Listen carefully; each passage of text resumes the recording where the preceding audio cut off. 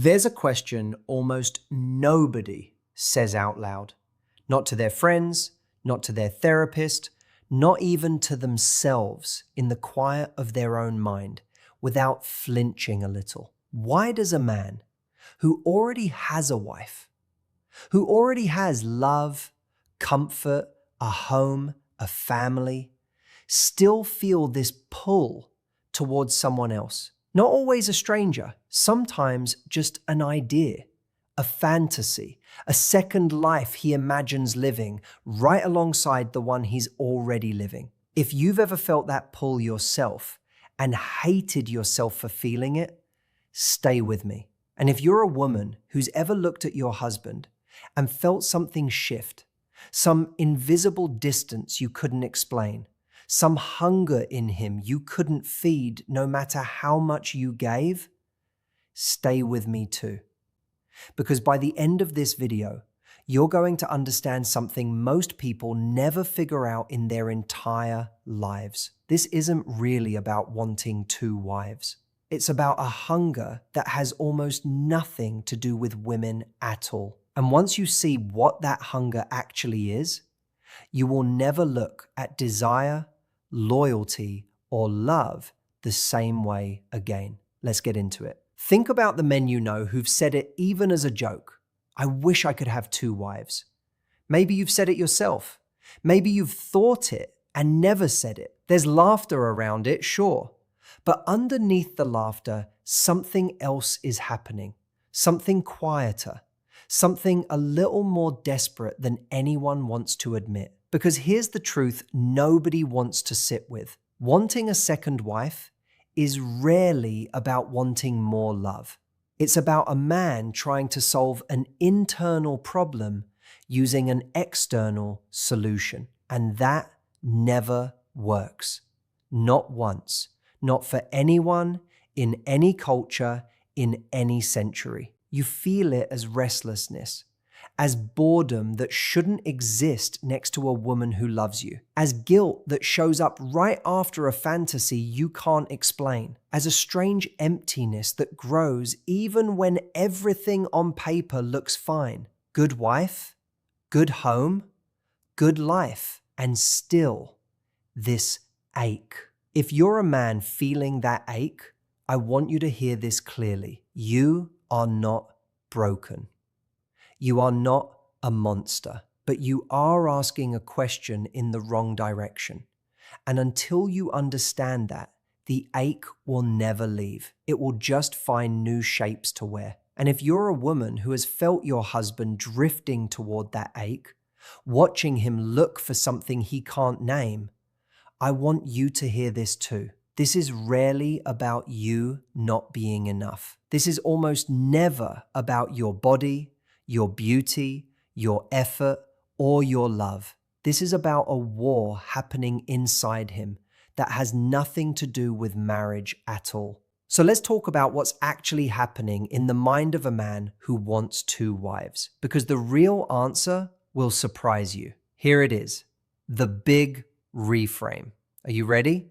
A man doesn't want two wives because one woman isn't enough. He wants two wives because he hasn't figured out how to be enough for himself. Read that again, sit with it, because everything else in this video builds from that one sentence. This isn't about polygamy as a practice, which exists differently across cultures, religions, and personal choices. And that's a separate conversation entirely. This is about the psychological hunger underneath the desire, the emotional engine driving it, whether a man ever acts on it or not.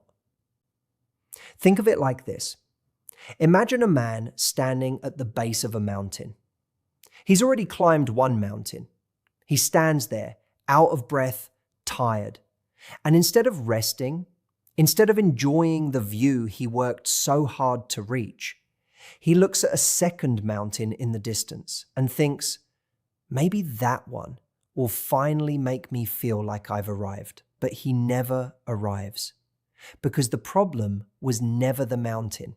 The problem is that he doesn't know how to feel like enough once he's standing at the top of anything. That's the psychology behind the pull toward more. More attention, more validation, more women, more conquests, more admiration. It is never about quantity. It's about an internal void dressed up as an external desire. Let's go deeper into this, point by point, because understanding the why is the only thing that actually gives you power over it. The first core lesson is this: novelty feels like aliveness, but it's actually a mask for numbness. Here's what happens biologically and emotionally in long-term relationships. In the beginning, everything is charged. Every text feels electric. Every glance feels meaningful. That's dopamine, doing exactly what it's designed to do, rewarding uncertainty, chasing the unknown. But dopamine isn't built to sustain. It's built to spike and fade. That's not a flaw in your marriage. That's how the human brain works in every relationship for every person in every country on Earth. So when the spike fades, and it always fades, some men interpret that fading as something is wrong with this relationship, instead of this is just what relationships do once they mature. And when a man doesn't understand that distinction, he starts to associate the feeling of aliveness with newness itself. New attention, new validation, possibly in his mind, a new wife. Because in his head, newness equals feeling something again. Here's a story to make this real. Imagine a man named Farhan, successful, respected, married 10 years. He tells his friend one night, half joking, half serious, "I feel like I used to feel things. Now I just feel nothing." His friend assumes he means depression, but it's not depression. It's emotional flatlining from years of unprocessed stress, unspoken resentment, and identity loss inside the role of husband and provider. He doesn't need a second wife. He needs to feel like a full human being again, one who has hobbies, purpose, friendships, and inner peace that don't depend on his marriage to generate. But because he's never been taught to look inward, he looks outward instead. And outward starts to look like a woman who makes him feel like a younger version of himself. Here's the quote-worthy truth of this section. The fantasy was never about her. The fantasy was about the version of himself he got to feel like around her.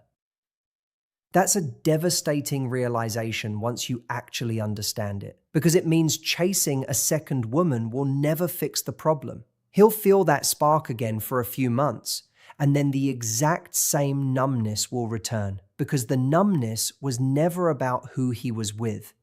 It was about who he had stopped being inside himself. The second core lesson: validation seeking is a wound wearing a wedding ring. Every human being needs to feel valued. That's not weakness, that's wiring. We are social creatures built across thousands of years of evolution to need belonging, admiration, and reassurance that we matter. But there's a difference between healthy validation and validation seeking that has become a hunger you can never satisfy. Some men grow up in households where love felt conditional, where a father's approval had to be earned through performance, where affection came with an invisible price tag. And if that wound is never healed, a man carries it straight into adulthood, straight into marriage, and no amount of love from one woman will ever be enough, because the wound isn't asking for love. The wound is asking for proof that he matters. And proof, unlike love, always needs to be renewed. Here's the analogy that makes this click. Imagine trying to fill a bucket that has a hole in the bottom. You can pour love into that bucket all day long. It will never fill up. Not because the love wasn't real, but because the bucket was never sealed in the first place. A second wife is just another person pouring water into the same broken bucket. The water isn't the problem. The hole is the problem. Let me give you a real-world story. A woman named Sana once described her husband as a man who needed to be told he was amazing every single day, or he'd get distant and cold. She thought it was about her tone, her effort, her love language. It wasn't. Her husband had grown up with a father who only spoke to him when he'd achieved something. So her husband unconsciously turned every relationship into a performance review. And no wife, no matter how devoted, can compete with a father wound that's 20, 30 years deep. This is the emotional peak of this section, and I want you to remember it. Some men don't want a second wife. They want a second chance to be loved unconditionally, because the first time, as a child, they never were. That single sentence explains more marriages than most therapists will ever say out loud. The third core lesson: fear of mortality disguises itself as desire for youth. This one is uncomfortable, but it's real. And it explains why this pull often intensifies specifically in a man's late 30s, 40s, and 50s. As men age, many begin quietly confronting their own mortality. Not consciously, most won't even use that word, but somewhere inside, a clock starts ticking louder. Career peaks start to plateau. Physical vitality starts to shift. And suddenly, the idea of a younger second wife isn't really about her at all. It's about proving to himself that time hasn't taken everything from him yet. Think of it like a storm rolling in on the horizon, one that a man can see coming but refuses to name. Instead of preparing for it, instead of building an inner shelter through purpose, health, reflection, and peace with aging, he runs toward a distraction bright enough to make him forget the storm exists at all. Here's the analogy. It's like a gardener who notices his favorite tree losing its leaves in autumn. And instead of accepting the natural cycle of the seasons, he panics and tries to plant a brand new tree, hoping new growth will somehow stop the old tree from aging. But trees don't work that way, and neither does time. A second wife in this psychological pattern isn't a woman, she's a symbol that says, I am still wanted. I am still powerful. I am still young enough to be chosen. But chasing a symbol will never quiet a fear that deep. Only facing the fear directly ever does. The fourth core lesson: some men confuse control with love, and a second wife feels like more control.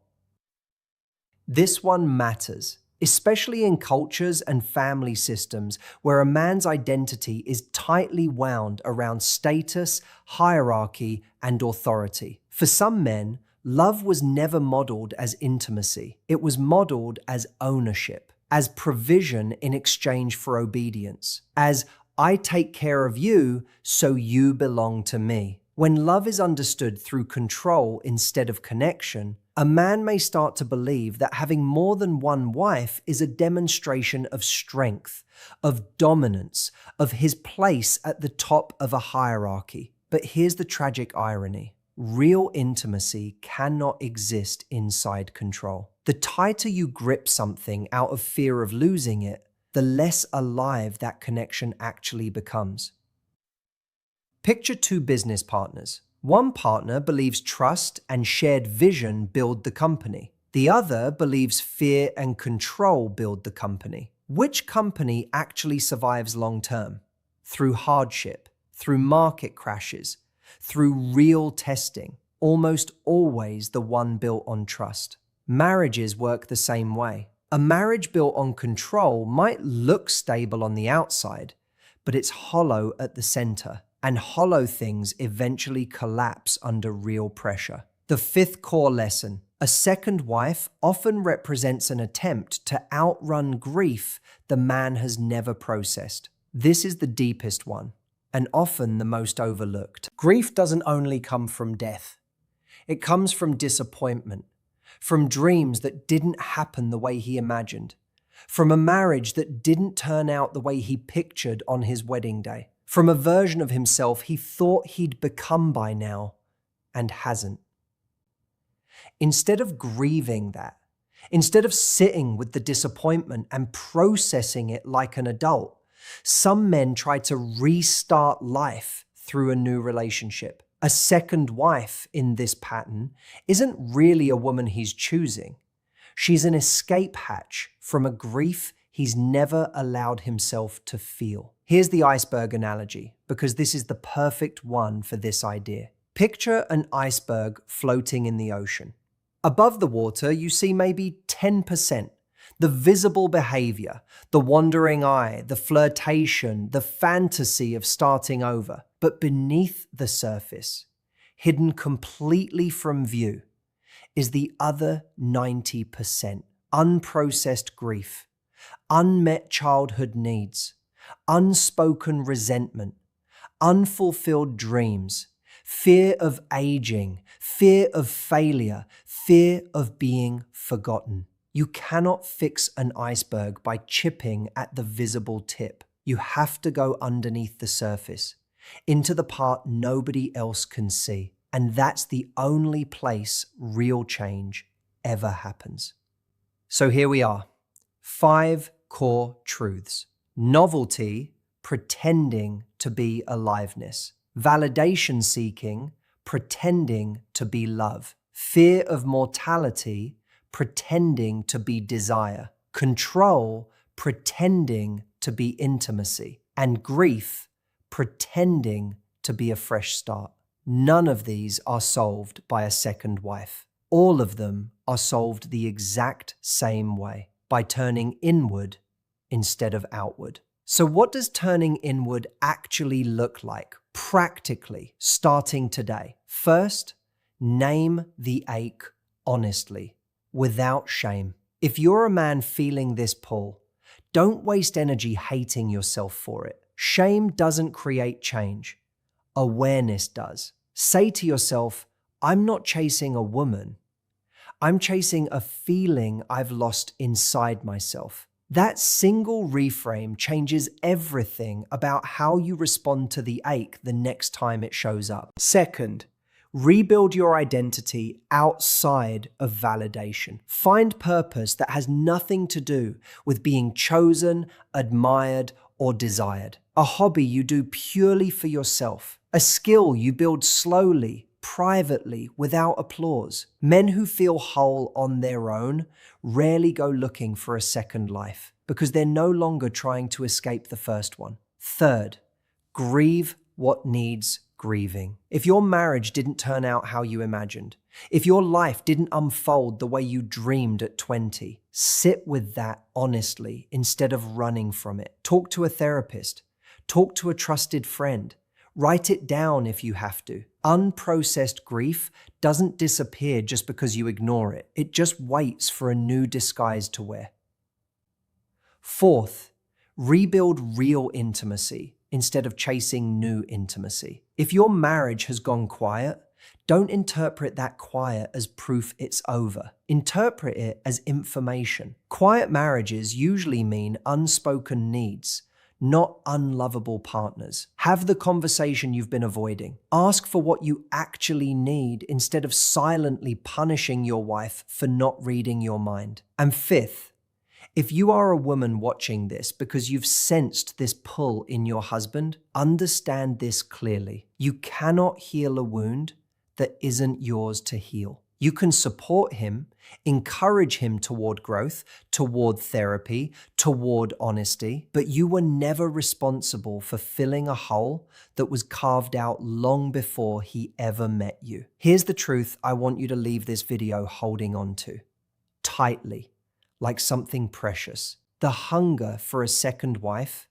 is never really about a second woman. It's about a first version of himself he lost somewhere along the way and is desperately trying to find again. And the good news, the real, hopeful, empowering news, is that the version of himself he's looking for was never gone.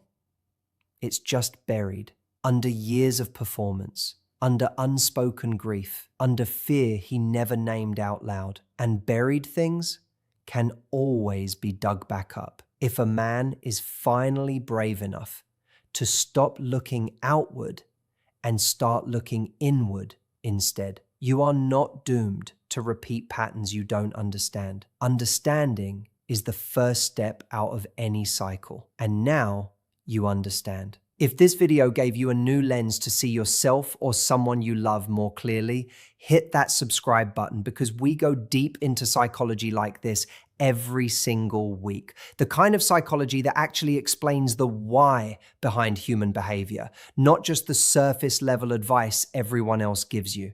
If this resonated with you, hit the like button because it genuinely helps this video reach more people who need to hear exactly this today. And before you go, I want to hear from you. In the comments below, tell me this. Have you ever chased something outside yourself, hoping it would fix something inside yourself? What was it, and what did you learn from it? I'll see you in the next one.